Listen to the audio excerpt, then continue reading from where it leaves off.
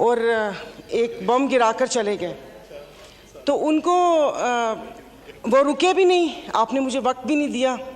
उनको तो मुबारकबाद पेश करनी थी यहाँ आने पर कि 4 साल कैदो बंद की सऊबतें उठाईं और उसके बाद वो आए और यहाँ पर हमें भले बम ही गिराया मगर अपना चेहरा दिखा दिया।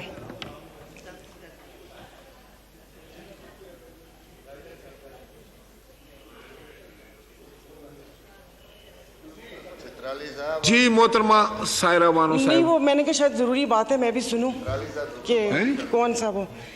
तो जनाब स्पीकर, इधर जिससे भी पूछा उन्होंने कहा कि भाई ये जो IMF से मुआहदा हुआ है ये मुल्क के लिए बहुत ज़रूरी है और ये है वो है, तो मैंने भी कोई तनकीद नहीं करनी थी। अब जाहिर है पाकिस्तान को डिफ़ॉल्ट होता तो नहीं देख सकते, हालांकि गो कि इसमें मेरा कोई हिस्सा नहीं है, तो लेकिन मैंने सिर्फ वज़ीर ख़जाना साहब को एक रिक्वेस्ट करनी थी कि 15 और 25 वाले को तो छोड़ें, मुझे एक 50,000 वाले का बजट बनाकर दिखा दें। आप मुझे बजट बनाकर दिखा दें, मैं आपको इसको भी मैं आपको वोट दूंगी और आइंदा आने वाले आपके फैसलों को भी मैं सेकंड करूंगी। सर ये कौन सी बात है कि आप आए, आप जिस दुख तकलीफ और कर्ब से गुजरते ही नहीं हैं, उससे गुजरते ही नहीं हैं, और आप यहाँ पर आके भाषण देते हैं कि ये हमें मुश्किल फैसले करने पड़ेंगे। मुश्किल फैसले अपने लिए करें ना, अपने लिए क्यों नहीं करते?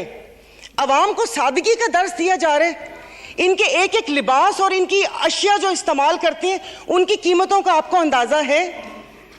डेली एक फोटो शूट आता था, 15 लाख रुपए का कोट, 10 लाख का जूता, 15 लाख का स्कार्फ। ये एक पाकिस्तान जो डिफॉल्ट हो रहा है, वेंटिलेटर पर है, उसकी आवाम को ये मजाक, एक तस्वीर ट्विटर पर डेली शेयर होती थी। मुझे सिर्फ एक 50,000 वाले के जीने का हक छीन लिए हैं उन लोगों से। आप मुझे बताएं कि ये पेट्रोल के लिए यहीं पर ही थे। एक और आपसे रिक्वेस्ट है कि कोई ऐसा रूल है कि जो हुकूमत है वो यहीं बैठी रहे और अपोजिशन के वो बेंच हो जाए, क्योंकि मेरे ख्याल में इन बेंचेस में, इन चेयर्स में कोई प्रॉब्लम है कि यहाँ पर बैठने वाला बोलता है और वहाँ पर जाकर सुम्मुन बुकमुन उम्यून बन जाते हैं ये लोग, इनकी जुबान नहीं चलती। और यही जब मैं वहाँ पर बैठ के हुकूमत पर तनकीद करती थी तो यहाँ पर सब बैठे डेस्क बजाते थे। आज जब मैं यहाँ पर खड़ी होकर हुकूमत पर तनकीद करती हूँ तो उन सबको प्रॉब्लम होता है। तो जनाब स्पीकर, इन्होंने तो यहाँ तकरीर कर दी, इस तकरीर के बाद अगर इतनी हिम्मत है, कल मैं एक ग्रोसरी शॉप तक गई थी, वो भी कोई F6 नहीं गई थी, यहाँ कोई चाइना मार्केट के पीछे कोई दुकान है, वहाँ पर जाकर आप लोगों की तकलीफ, उनकी आंखों से उनका अंदाज़ा लगा लें।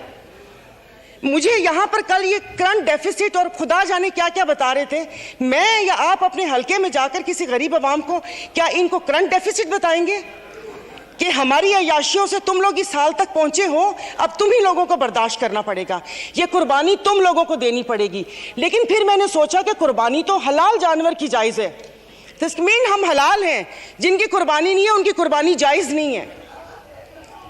अब आप देख लेंगे कि यहाँ पर उठते ही जो बोला था, मैं आज इस फोरम पे अपनी पार्टी की तरफ से, मुस्लिम लीग फंक्शनल और सदर पीर पगारा और सदरुद्दीन शाह की तरफ से मैं आप बिलावल साहब को मैं दावत देती हूँ कि आप सिंध से महंगाई मार्च शुरू करें, हम आपके साथ हैं।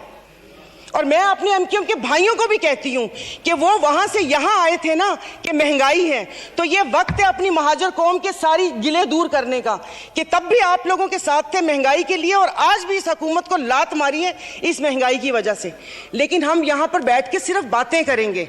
यहाँ पर मेरी कुछ मेंबरान से बात हुई है, नाम नहीं लूँगी मैं। एक से मैंने कहा कि कल तुम डेस्क तो ना बजाते, सुन ली थी तकरीर, कहता गरीब पैदा क्यों होता है, गरीब का कसूर है। इधर किसी ने मुझे बोला कि मुसलमान को सब्र और शुक्र का दर्स दिया गया है, सब्र शुक्र करें, पूरी दुनिया में महंगाई है। मैं टिम हॉर्टन्स और क्या कहते हैं PSL का मैच देखने वाले और कराची 2 दरिया में खाने वालों की बात नहीं कर रही, मैं उसकी बात कर रही हूँ जिसके 5-5 बच्चे और एक बाइक है, वो पेट्रोल भरवाएगा, दवाई लेगा या क्या करेगा। इन्होंने यहाँ पर वो कहते हैं ना कि शहद में घोल घोल के यहाँ पर सारा ये बजट बता दिया। मैं वैसे लिखा हुआ पढ़ नहीं सकती इसलिए कि उसमें जज्बात नहीं होते, वो रीडिंग होती है। जैसे कल परसों ये वजीर ख़जाना साका साहब ने आके बिना जज्बात के यहाँ पर आकर कागज़ पढ़ के और ये जा और वो जा, दूसरे के ऊपर, और पीछे यहाँ पर बैठे हुए सारे पीछे डेस्क पे जा रहे थे कि उसने वो कर दिया, क्योंकि इनकी तो दुकान चल रही है। मैं उस दिन नहीं थी, मैं उनको खराजे तहसीन पेश करती हूँ मुफ्ती अब्दुल शकूर को, कि जिन्होंने एटलीस्ट इन 2 वजारतों के कपड़े उतार कर हम लोगों को दिखाए। ये ऐसे नहीं होगा। मुझे बताएं कि वो अवाम ही नहीं रहेंगी तो आप लोग हुकूमत किस पे करेंगे? और बिजली की बात कर रहे हैं तो आप मुझे बताएं कि आईपीपीस के मुआहदे किसने किए थे? आईपीपीस के मुआहदे तो इन्होंने किए। स्पीकर साहब, आपकी तवज्जो चाहूंगी। और कल उन्होंने कहा कि हुकूमत जैसे ही संभलने वाली थी तो सैलाब आ गया। तो जनाब स्पीकर, मुझे माफ कर दीजिए, जिस वक्त सैलाब आया तो उस वक्त तो हम अपनी जिंदा दिली का सबूत दे रहे थे। 75 करोड़ आवाम के खून पसीने और टैक्स की कमाई से हम यहाँ पर तकरीबात कर रहे थे। और मजे की बात है, प्लीज, मतलब मैं बहुत आराम से बात कर रही हूँ, कोई तंज नहीं करूंगी, कि अभी आइन की तकरीबात का आगाज हुआ है। क्या आइन के आर्टिकल 3 आई थिंक 27 या 35 36 आगे, क्या उस पर यह रियासत पूरा उतरती है? क्या हमारी जानो माल की हिफाजत है? यहाँ पर हमें बुनियादी सहूलतें मुयस्सर हैं यहाँ पर? मतलब हम लोग इतने नाक के पक्के हैं कि उस पर वो करके आइन की बात कर रहे हैं। और ये हालात इस नहद तक ना पहुंचाएं कि हम अपनी बड़ों की कुर्बानियों को बेफजूल समझें, क्योंकि गोरे से तो लेके रहेंगे पाकिस्तान, ये नारे लगाकर हमने आज़ादी तो ले ली, अब मैं किससे आज़ादी मांगूं? क्या गोश्त खाने के लिए हमने आज़ादी मांगी थी कि खुला गोश्त यहाँ पर खाने को मिल जाए? उसके अलावा तो कुछ भी नहीं है। और मुझे माफ़ कर दीजिएगा कि उस कश्मीर वाले दिन में यहाँ पर ना वज़ीर आज़म थे, ना वज़ीर ख़ारजा थे, ना दिफा मिनिस्टर थे, और ये यहाँ पर कश्मीर का वो हो रहा था। और जो मोदी की कहानी सुना रहे थे, मुझे तो एक सेकंड के लिए, मैं तो उस वक्त आई थी, मैं समझी कि आप शायद यहाँ के हालात सुना रहे हैं। मुल्क को पता नहीं आप लोगों ने कहाँ से कहाँ पहुँचा दिया। टैक्सीज की बात करें, जैसे अभी मेरे भाई ने बोला कि रमज़ान आने वाला है, मशरूबात पर। अरे मीठे मशरूबात पर क्यों टैक्स लगा रहे हैं? कड़वे मशरूब को लीगल करके उसके ऊपर टैक्स लगाएं ताकि रेवेन्यू भी मिले पाकिस्तान को। मीठे मशरूबात, एक गरीब रोज़ा रख के एक उसकी ख्वाहिश होती है रूह अफ़ज़ा पीने की या वो करके, और उन्होंने कहा बाकी चीज़ों पे टैक्स नहीं लगा।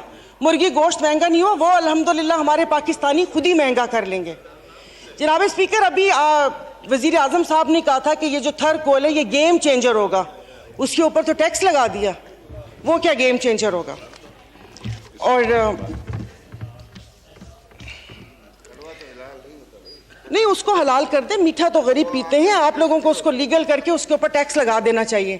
तो जनाब स्पीकर, ये सब बैठ के इसके मसले को, मेरी बात सुनिए मोहतरमा, मैं एक तवज्जो आपकी दिलाना चाहता हूँ कि सेनेट की तरफ से फाइनेंस सप्लीमेंट्री बिल पर सिफारिशात मौसूल हो चुकी हैं, जिनकी कापियाँ आपको मुहैया कर दी गई हैं, लिहाजा आप उन पर भी बहस करना चाहें तो कर सकती हैं। सर, अभी कौन सी कॉपियाँ? और आज हालात तो यहाँ पर हैं कि आज पावर की मीटिंग है और रात को 90 सफ़ों का एक पम्फलेट आ गया था। मैं 90 सफ़े रात को बैठ के पढ़ती और ये यहाँ पर आके करती। जनाब स्पीकर, ये ऐसी बात करते हैं यहाँ पर। अब मैं, सायरा बानो नाम है, एक्टिंग भी बहुत अच्छी करती हूँ। इन सब की आवाज़ के साथ इनको इनका कोरम याद दिलाऊंगी। जो यहाँ पर 5 दिन लगातार आप करो तो हलाल, अपनी तकरीर जारी रखिए। आप अपनी तकरीर तो ये यहाँ पर जनाब स्पीकर, इनको no cross talk please. Honourable मेंबरान एक दूसरे से क्रॉस टॉक नहीं कर सकते किसी सूरत में। फर्क नहीं पड़ता ना, दिल दुखा हुआ हो तो तब ना। मैं आपको अपना से शेदादपुर में 2 हफ्ते पहले, 1 हफ्ते में 4 खुदकुशी हुई है। और मैं इस ऐवान के सामने कहती हूँ कि ठीक है, मेरे हस्बैंड वेल ऑफ हैं, बट मैं एक मिडिल क्लास फैमिली से हूँ। मेरे भाई ने परसों मुझे मैसेज किया और उसने बोला कि दुआ करोगे मैं मर जाऊं। और वो सिर्फ एक मेरा भाई नहीं है, मैं पूरे अपने जो भाई जिनका राब्ता मुझसे नहीं है, मैं उनकी मैं बात कर रही हूँ। जनाब स्पीकर, कल मैं गई थी, वो जिस बंदे ने 4 टमाटर और 4 आलू लेकर 400 उसके पास नहीं थे, उसने पर्स निकाला, मैं शर्म से गड़ के मर गई। 272 लीटर पेट्रोल आप लोगों ने मुश्किल करनी है तो आप V8 और बड़ी बड़ी ग्रैंड क्रूजर को 500 लीटर पेट्रोल देना। गरीब को आप नहीं वो करें। दवाइयाँ तो वो दवाई नहीं मिलती। सरकारी अस्पताल का आपने हाल देख लिया। मैं प्लीज आप मार दें। आप प्लीज मार दें। ये मेरी बहन पीछे बैठी हो तो पीछे ही बैठी रहो, अगली दफा की टिकट नहीं मिलेगी अगर ज्यादा नो चुट क्रॉस की तो। Talk honourable speaker. मतलब इनके दिमाग मिली ही नहीं उन लोगों से, इनके भूसा भरा हुआ दिमाग में। ऑनरेबल मेंबर आप मुझे एड्रेस करें और नहीं no सर, cross ये talk, ऐसे please. बोलती कोई काम है नहीं, पार्टी में कोई पूछता है नहीं, और यहाँ पर आके सिर्फ ये चार Nobody अल्फाज can बोल के और उसको do the वो running कोशिश करती है commentary, कि हमने भी please. उंगली कटवा के शहीदों में नाम लिखवाया है। जी, please, मतलब ये कौन लोग हैं? आप जारी रखें। तो आप मुझे बताइए, अशराफिया तो चली जाएगी यहाँ से, तो हम बदमाशिया को मार देना कि इस मुश्किल हालात में भी जीने की ख्वाहिश रखते हैं, ये बदमाशी नहीं है तो और क्या है? इज्जतें नीलाम हो। अभी तो पहले किसी ने मुझे कहा कि आगे क्या होगा, बच्चे तो बिकते थे, इज्जतें भी नीलाम होती थी। आई एम सॉरी, भले आप एक्सपेंस कर दीजिएगा अल्फाज, पहले ढके छुपे होती थी, अब खुलेआम होंगी। और मैं इज्जत नहीं बोलूंगी, जिस्म फरोशी बोलूंगी, क्योंकि अगर इज्जतें बिक रही होती तो सब खरीद लेते, फिर बिल लाने की जरूरत ना पड़ती कि इज्जत दो हमें। सब यहां पर बैठे हुए इज्जतें खरीद लेते अगर इज्जत बिक रही होती। तो आप मुझे बताएं कि कोई लाया अमल दे दें कि अगले 5 साल तक ये मुश्किल हालात बर्दाश्त कर लो या 10 साल तक बर्दाश्त कर लो, तो फिर भी तसल्ली हो कि ठीक है मैं नहीं रही तो ठीक है, मेरे बच्चे उसमें रहेंगे। सर आपने तो बच्चों से जीने का हक छीन लिया इन लोगों ने। 20,000 वाला क्या करेगा? और इंसाफ की आप बात करते हैं, मैं तो अदालतों वाली इंसाफ या उस चीज़ की अभी वहाँ तक तो मैं गई नहीं। आप ये चीज़ों को देख लें, यानी कि मेरी अगर आमदन 10 लाख रुपए महीना आता है, मैं भी वही मुर्गी खरीद रही हूँ 800 रुपये किलो, और मेरा ड्राइवर बच्चल जिसकी 30,000 रुपये तनख्वाह है वो भी 800 खरीद रहे हैं। वो दूध 200 रुपये किलो मैं भी ले रही हूँ, 200 किलो वो भी ले रहे हैं। मैं घर में अब ग्रोसरी नहीं लाती इसलिए कि मुझे शर्म आती है कि वो ड्राइवर बावर्ची उठाएगा तो उसके दिल में क्या होगा कि ये थैले भरे आ रहे हैं और उसके घर में खाने को है या नहीं है। 2-2 किलो की चीज़ मंगवा लेती हूँ कि जाओ बेटा सामने से लेकर आ जाओ। तो आप मुझे बताएं, मतलब थोड़ा सा जीने का हक दे दे, खुदा पाक को जाके जवाब देना। यहाँ पर आप आयतें पढ़ाते हैं, आयतें पर्दा कर चुकी हैं, आयतें पर्दा कर चुकी हैं। अभी ये कहते हैं वो तकरीना, ये इनको शर्म नहीं आती, रात के अंधेरे में पेट्रोल का पंप गिराते हैं, तो वो भी जरूर रात के अंधेरे में पेट्रोल का पंप गिराते हैं। मुझे तो समझ नहीं आ रही थी, चश्मा नहीं था, मैंने कहा ये क्या हो गया, शायद मैं रात को रोई हूँ, अल्लाह पाक ने मेरी दुआ सुन ली। पता चला वो पिछले थे मैसेजेस ना, जब वो यहाँ पर बैठा करते थे। अब सब कुछ जायज़ है, सब कुछ हलाल है। यहाँ पर बहुत तुर्की हमारे भाई हैं, और शुक्र अल्हम्दुलिल्लाह शाम का नाम भी लिया, क्योंकि पहले 1 हफ्ता तो उस बेचारे का नाम ही नहीं था। फिर जब इंटरनेशनल मीडिया ने डालना शुरू किया तो हमने भी शाम बोलना शुरू कर दिया। हमारे भाई हैं, हमारे मुश्किल वक्त में खड़े होते हैं, दिलो जान से मदद करनी चाहिए। वहाँ पर जाने के लिए उतावले थे, कभी कहाँ तबाही आई हुई, उस दिन कोई पहुँचता है, उस दिन कोई पहुँचते जाएं तो तब कि आप अपनी वेल्थ में से, जैसे ये भाई ने बोला कि हम लोगों से तो ले ली तनख्वाह, अवाम से भी वो दे दिया, अवाम के पास है जो अवाम डोनेशन देगी, वहाँ पर अल्लाह पाक उनकी मदद करेगा। और वो रियासत माँ जैसी है, उनके हुक्मरान हमारे जैसे नहीं हैं, उनके लिए वो खड़े हैं। दबी हुई अवाम के लिए हम इज़ारे यकजहती के लिए बेचैन हो रहे हैं, लेकिन यहाँ पर जो मरी हुई फाकों से अवाम है उसके लिए कोई दिल में दर्द नहीं है। तो अभी ये आइन की तकरीबात के लिए कितने पैसे वो हुए, इन्होंने अभी बोला कि हम तनख्वाह नहीं ले रहे। 1,80,000 से क्या होता है, वो तो वैसे ही एक वक्त का खाना है, खाना पीना तो। लेकिन बाकी जो चीज़ें हैं वो, ये जो गाड़ियाँ, ये फ्यूल कार्ड, इनकी ताम झाम, इन सब पे कितना पैसा खर्च होता है।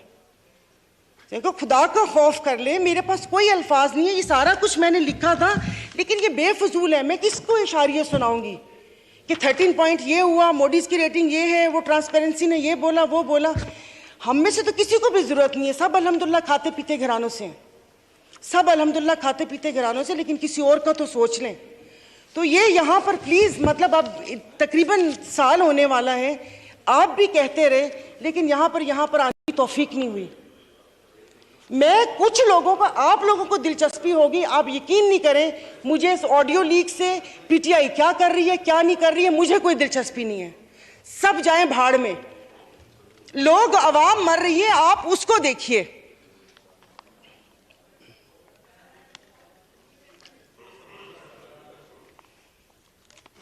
तो खुद ही कह लेते इनसे सिफारिश क्यों करवाएं। मोहतरमा कंक्लूड कीजिए, वाइंड अप कर ले।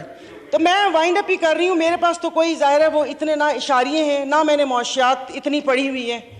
कॉलेज नहीं था वो, ऐसे ही वो कॉलेज था, साइंस कॉलेज नहीं था, आर्ट्स कॉलेज था, समझ भी नहीं आती थी। मौशियात एग्ज़ाम था, 30 नंबर थे, 3 ग्रेस मार्क मिले थे, 33 नंबर हैं मौशियात के। और एक ही याद है कि इंसान मौशी जानवर है, लेकिन घर का किचन चलाती हूँ, घरेलू औरत हूँ, तो मुझे पता है कि ये सब, आई एम सॉरी, ये सब बकवास है ये जो बता रहे हैं। इससे ये होगा, इससे वो होगा, इससे ये होगा, इससे वो होगा। जिस वक्त खाना बनाने या किचन में खड़े ना, उस वक्त आटे दाल का भाव पता चलता है। शुक्रिया, बहुत मेहरबानी।